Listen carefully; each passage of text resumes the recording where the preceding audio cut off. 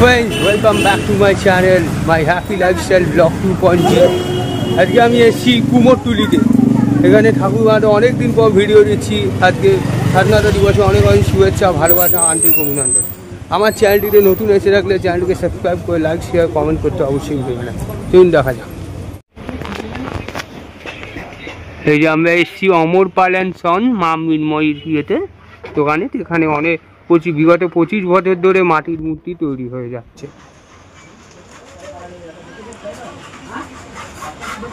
মায়ের অপরূপ সৌন্দর্য শোভা এখানে তুলে ধরা হয়েছে।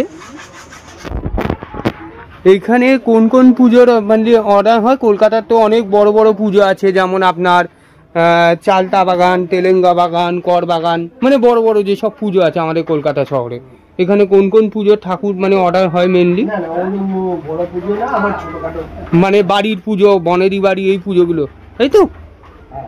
আচ্ছা আচ্ছা আচ্ছা, বাহ, মূর্তির প্রতিমা খুব সুন্দর।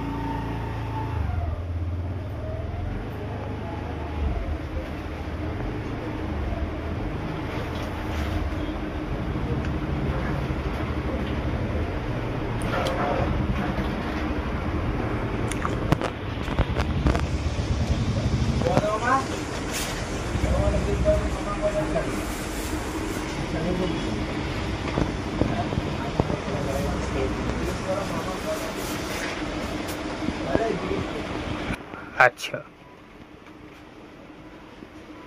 আচ্ছা, অনেক ক্ষেত্রে তো শোনা যায় সিংহর ক্ষেত্রে ঘোড়ার মুখও ব্যবহার করা হয়।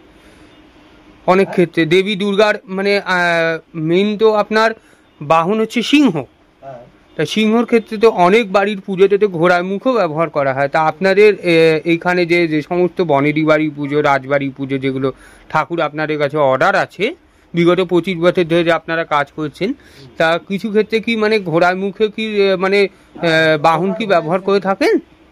অর্ডার হলে তবে ঘোড়ার মুখে সিংহ। আচ্ছা, অর্ডার ছাড়া হয় না। হ্যাঁ, সে তো বুঝতে পেরেছি।